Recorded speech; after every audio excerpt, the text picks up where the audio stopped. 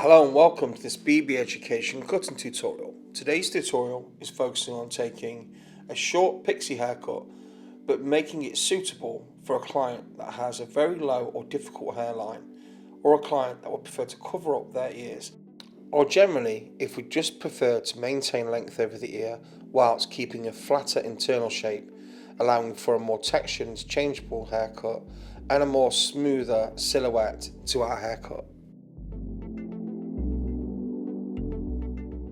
So with the mapping of this haircut, we take from the crown a centre profile section to the nape. From the radial section, we take two curved sections going down to the back.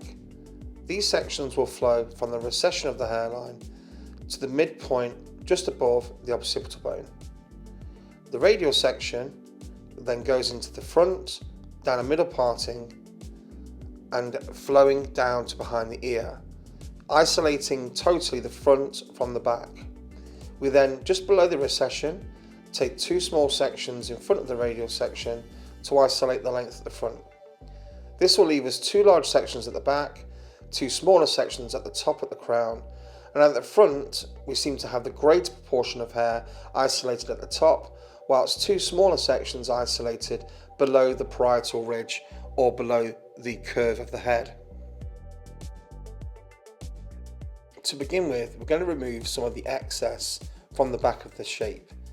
When you're working with a shape like this, well, we're working initially wanting to go quite short, but the actual client's hair is quite long. It can be very difficult to decide on the correct starting length. So a good idea is to remove some excess in a one length fashion.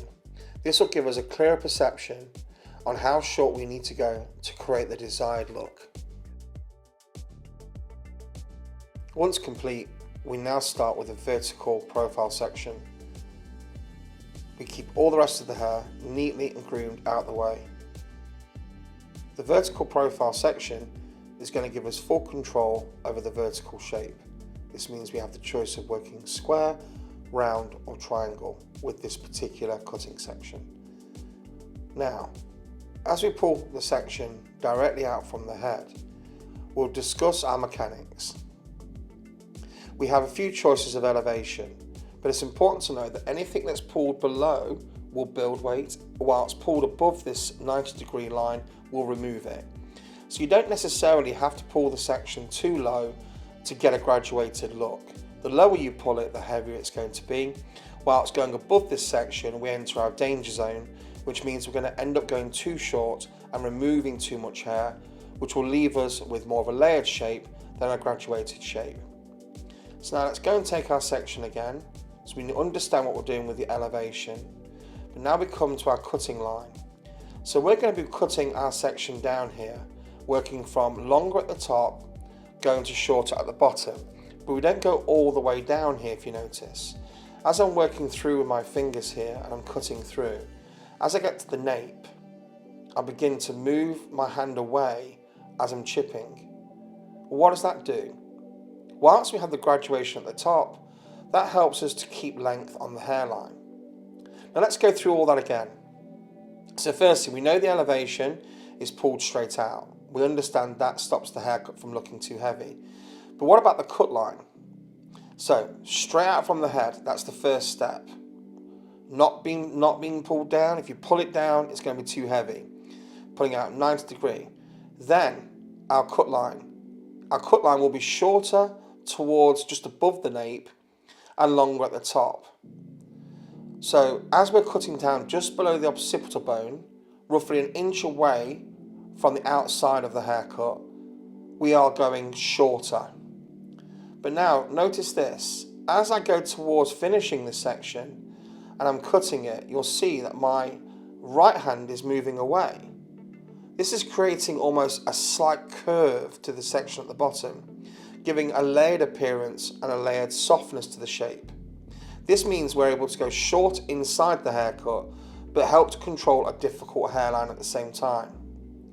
Now we take section 2 in the same fashion, but in regards to our over direction here, section 2 and section 1, we want them to be the same length. So this means that section 2 If we over direct that onto 1, that's incorrect, because section 2 will be increasing in length. Whereas if we over direct section 1 onto the base of 2, 2 will be shorter. So to maintain a round horizontal shape, we're looking to have section 1 and section 2 meet in the middle distance from each other. So essentially, we don't want there to be any over direction, but to use the guide, we allow section 1 and section 2 to meet in the middle distance from each other, thereby ensuring there is no increase and no decrease in section 2. We're repeating this throughout the whole haircut. You'll see here we're now taking section 4. As we take section 4, we remove all the previous hair except for section 3. This means we're only ever working with 2 sections at any given time. This will ensure there's no confusion with our guideline or where we need to over direct the hair. We maintain all of these mechanics, the elevation being pulled 90 degrees, the distribution is short to long, short at the bottom, long at the top. Our over direction is 0, so our sections are meeting in the middle. We do have a slight trick going on at the bottom here to deal with the hairline, which means when we get to roughly an inch away from the outside of the hair, we begin with our chipping technique, which, whilst keeping the scissor moving fast, we also then begin to slowly bring our hand away at a very slight curve, ensuring we are able to keep length at the bottom, but in a way that looks connected and doesn't look disconnected.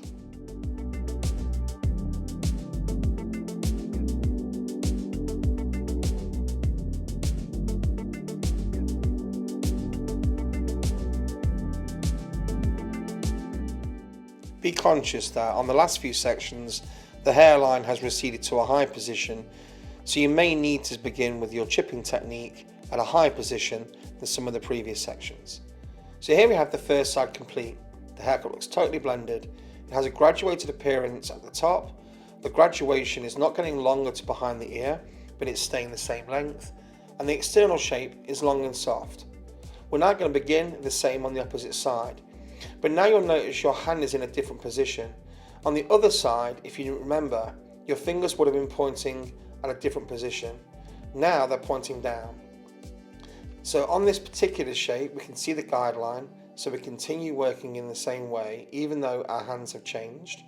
But as we get to the bottom, this is the real difference. As you green the section out now, before I was chipping and moving, I'm not able to do that now because my hand position has changed. So you notice my scissors are coming from the bottom and they're artificially freehanding me in a curve. So here we have it again. As we hit the desired point at the nape, my scissor comes from underneath and generates a curve for me. This is because as we start the other side, our finger position is different due to the nature of how we cut at the back. Each time you can clearly see the guideline. One of the main reasons for this is that we have not taken too big of a section in relation to our guideline. This is also because we are always removing the previously cut section and only working with 2 sections at any given time.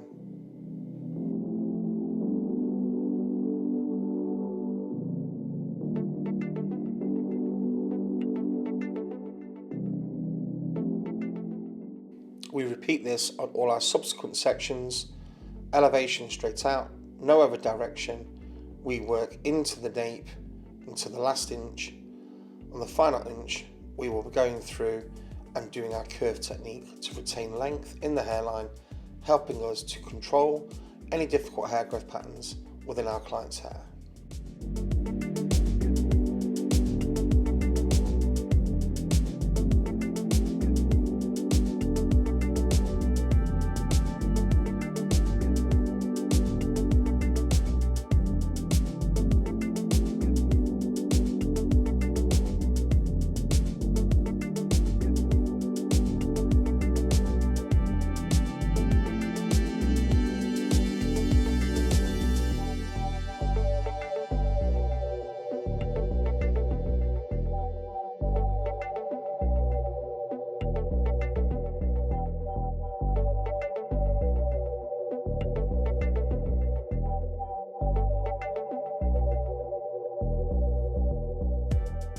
As we approach our final section, you can begin to see how towards the final sections we have to start with our curve technique at a higher position than the earlier sections due to how the hairline recedes, working from the crown zone into the apex zone. Now complete, you can see the shape we have.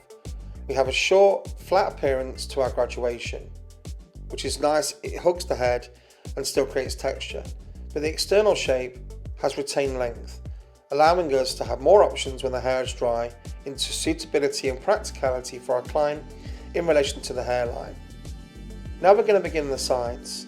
The sides are going to start from the front on a slight diagonal back section. So that's right, we're not actually taking a guideline from the back and continuing forward. Instead, we're working from the front and continuing to the radial section. We're going to use no other direction once again to ensure that the horizontal shape retains a round shape. So let's look at the mechanics again for this section. We're going to pull the section straight out from the head. So elevation wise, we're not lowering the section, we're not lifting the section. We just want the section pulled straight out, giving more control to our distribution, which is our finger angle. Our finger angle will be slightly tilted away from the head, ensuring that we are building length towards the top whilst decreasing it towards the bottom. So let's recap. Why on earth are we starting at the side when all of the haircut so far started from a centre profile section?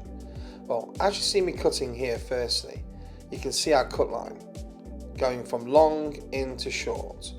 Now, our diagonal section, you may have also noticed, is reasonably close to the vertical.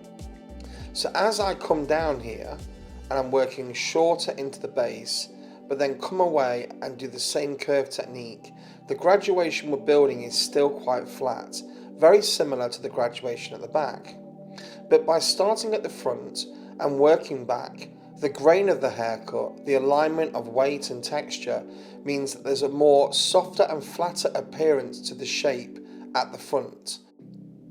Whereas if we continued from the radial section from the back, we would have directed length and weight towards the front, which would have made the shape at the front look slightly heavier than the shape we've created at the back. Now you can see me continuing here, working all my sections. As I take section 4, I'll be using section 3 as the guideline for it, ensuring that 4 is not being over directed onto the base of 3, but it's meeting in the middle distance between section 3 and section 4. This ensures that all our sections working from the side to the radial section are the same length horizontally and not getting longer to behind the ear. So on one of your final sections, you'll notice that the section expands from the top to the nape. This is absolutely fine. You're not going to take all this hair off. As you come out, we'll start from the top, and as you can see, we'll cut down to our second knuckle, and then we come down, we begin our curve technique, and we now have a secondary guideline, which is the length we initially left out at the nape as a guideline. We continue until there's no more hair to remove, and then we have completed this initial side.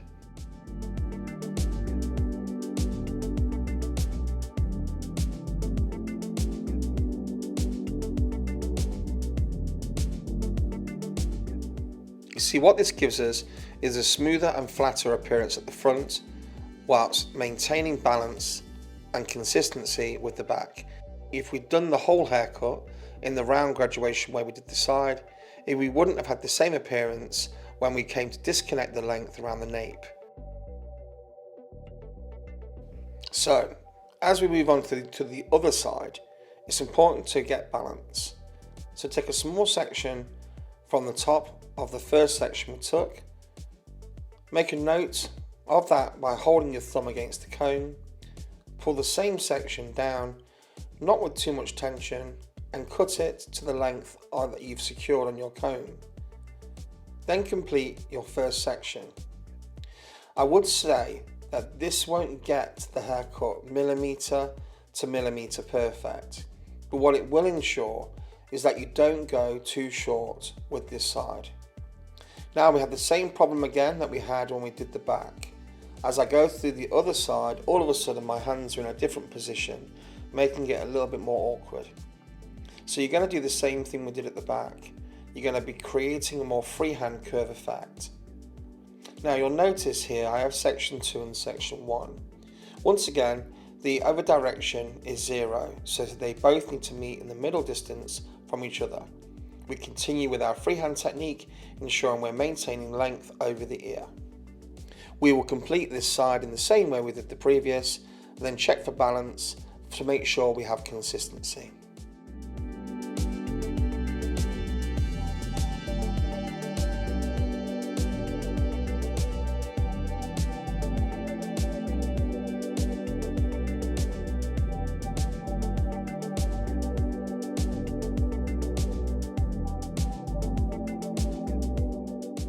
Here we have the outcome of this particular part of the haircut.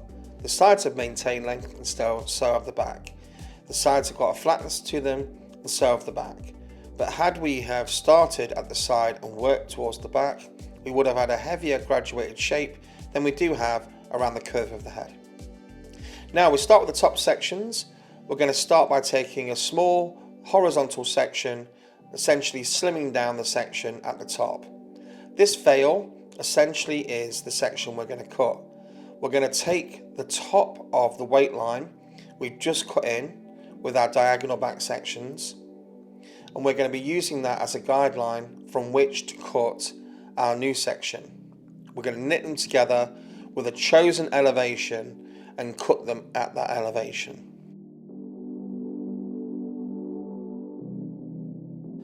So as we take our section, the guideline is pulled out at 90 degrees off its own base, whilst the new section is lowered to this base. This is giving us a slow increase of length. If we were to pull the section down really low, we'd get a more rapid increase of length. As we lift it high, we'll get no increase of length and we'll begin to layer. Important to say that no matter where you pull these two sections together, you'll always find a guideline. If you pull it directly low, there's still a guideline. If we actually pull the section too high and go into layering, there's still a guideline. So it's important that you don't just think because there's a guideline, that's it. When you pull this out, stick to the rules and stick focus in your mechanics. The route, the guideline from your actual first section is pulled out 90 degrees. Your new section is lowered onto the base of this. This will give us a slow increase of length, which we call internal graduation. So as we take our next section, we don't use the same guideline we just used, so we remove it. We're now taking our new section onto the base of the section we've just cut. Because the base of the new section we've just cut is slightly higher, that means your elevation will be going slightly higher too. The next section is taken again, taking us higher on the head. We once again will be removing the previous section we used for a guide and using the section we just cut as a guide. Now remember, the base of this is higher again, so you may feel like you're lifting your section up each time, and you actually are, but that's fine, because if you didn't, you'd have a much more heavier, much more rounded shape with your graduation, which is not what we're aiming for. Now all of the sections we take here horizontally are pulled out from the head, so we're maintaining a horizontal round shape with this. So as we're working up the head, you'll see the section is in a much higher position than it was for the very first section we cut. You can also cross-check this vertically if you're not sure and make an assessment of your vertical shape, and then draw an opinion as to how high or how low you go. The final section will take us to the highest part of the head, the middle parting.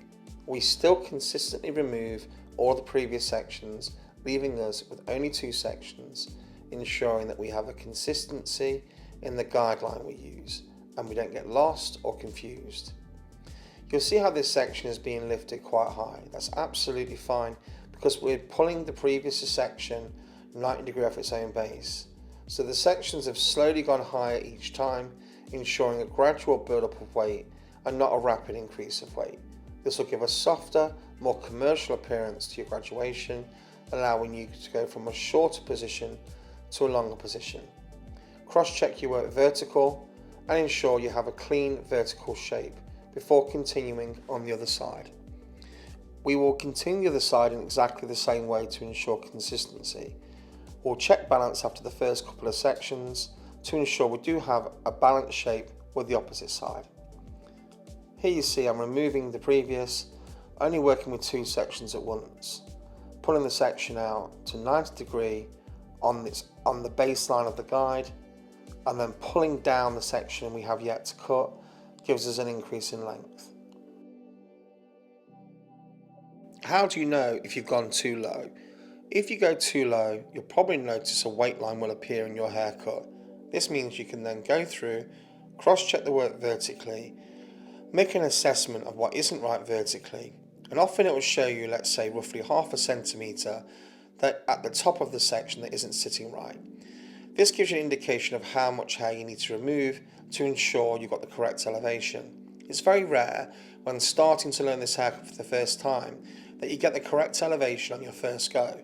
So going lower than you need to ensures that you're being safe and you won't go too short. So I advise, if you're not sure, go a little lower than you think, because the only problem you'll have there is you'll need to take off more hair. Whereas going higher, we call it the danger zone because that would be too short. Okay, so we've completed both sides. Now, as you let this fall to a natural fall and pull it forward, you'll notice that there will be a sort of peak in your fringe. It'll be longer in the middle than anywhere else. That's fine because obviously we've naturally gone up slowly. We'll come to the fringe later. But for now, we're going to continue at the back.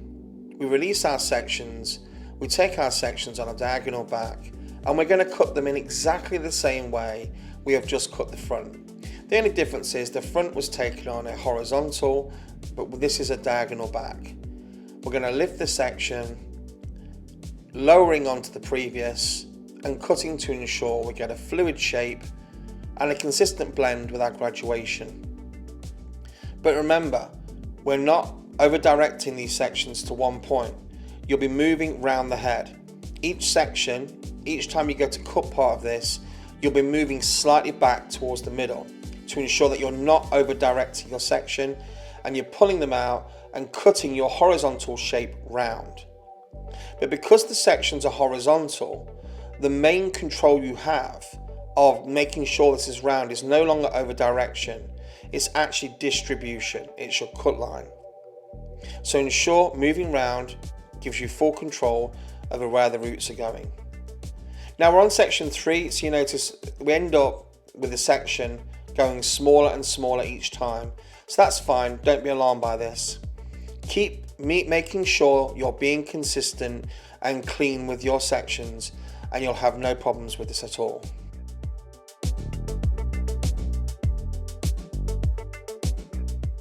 So as we come to the final section, groom the head down and make a little visual representation by moving the hair, letting it fall as to how the weight line is looking. So here we have the shape travelling from front to back and back to front. The shape looks consistent and balanced.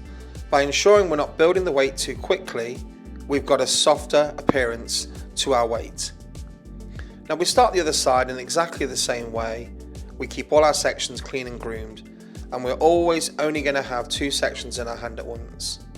So here we have the previous weight line that was created initially with our first section we did. We're lowering this section onto the base of it, but ensuring that we're not over-directing our horizontal shape. We're just with 0 over-direction, and our distribution ensures it follows the head shape. Here's our section 2 onto the base of the section we've just cut, and you'll see how the elevation is slightly higher than the previous one. If the elevation was pulled to the same place more than once, you would generate a step in your haircut. If this occurs, re-elevate the section a small amount and remove the excess. You'll see here we're using the opposite side now as a guide. So when your sections get higher, you'll automatically cross over into the other side and thereby using the other side as a guideline.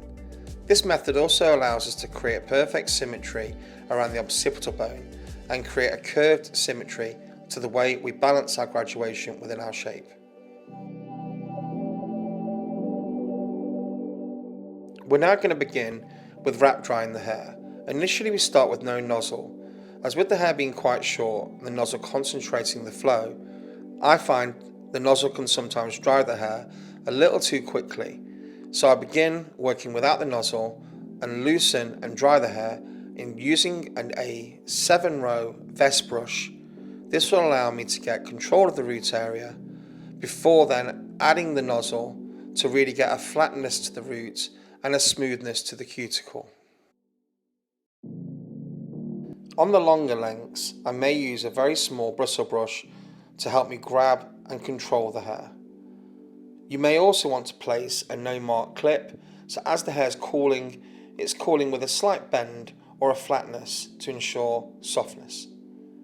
We're coming to the fringe using the corners as a guideline and removing the peak.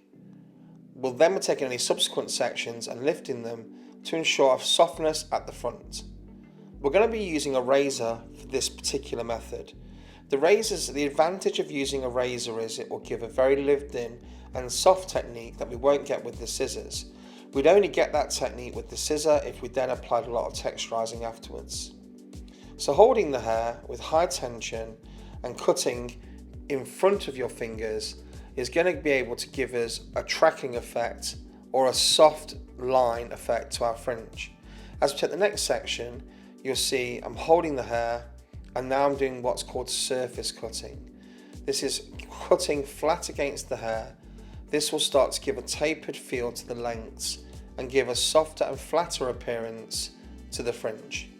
We then go through and visually take away any pieces that are making the fringe look heavy or blunt. So again, using the guideline, holding a lot of tension in my fingers, we find it much easier to then go through and apply the correct length to blend in the corners from side to side of our fringe.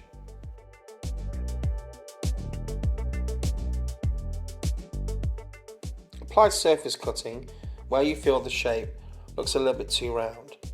We're then going to use the scissors to work with some channel cutting, allowing me to cut quite deep into the hair on a slight angle, whilst then combing the hair across the other way and repeating the same action. This crisscross effect again is a great method of texturizing. For me, it helps to collapse the shape whilst still retaining definition in the outline because it's removing density and not removing the weight. Now, on further assessment, the shape feels a little bit heavy on the top. So now we're going to be taking horizontal sections, pulling them straight up, and we're going to be point cutting. This is parallel point cutting. It's when the ends are straight and I cut directly into the hair itself. This doesn't really cut away much length. It helps to create a more serrated feel, or tapered feel again, to the ends of the hair. We complete this working straight forward, and this will allow for more interchangeability with the shape. Be sure to also check the corners of the haircut, but don't be excessive with the corners. Because remember, if we remove the corners, we remove the shape of graduation. So don't be excessive with this. Use a mirror, keep assessing your shape and how it falls. We then just take a couple of vertical sections and just double check the texturizing. But don't be excessive, and check the haircut in the mirror at all times. So here we have the front of our shape. We've maintained softness around the ears and a textured effect on top. The back also has a textured effect on the top, and it has the length at the bottom. Now we come to the hair at the nape. Your client may feel it's a bit too long. If this is the case, go through with your scissors initially and just begin to deep point cut around the edges. This will give a flatness and a softness to the outline. Thereby you'll be able to visually see where the length wants to come off. If you just take the length off when the hair is quite thick, the line will look blunt at the end. So ensure you go through with your razor or your scissors, remove a bit of weight first before you then decide on taking away the length. Again here, if I just took the length off this section first, the line would have looked very blunt and artificial. So what I've done is I go in with some deep parallel point cutting, remove some of the bulk first, and then I go over and remove the length to suitability for our client. So we have a soft silhouette, working from a high flat position with our graduation at the top, going to a longer fanned out feel towards the hairline. We've also kept length over the ears, and we've created a short textured fringe. But this gives a very soft and clean silhouette where you can see a balance and consistency in the rate in which we've worked with our graduation and distribution, but also we have an interchangeability and a texture. This haircut is soft and commercial for our clients, and whilst we've looked beyond the fundamentals when doing this haircut, we haven't forgotten them. All this haircut came from was an understanding of the how and why of working with short hair. This completes today's tutorial. We really hope you've enjoyed going through this tutorial, learning about how to adapt fundamental short haircuts to give something more bespoke for your clients. Thank you so much for watching, and we hope to see you again soon.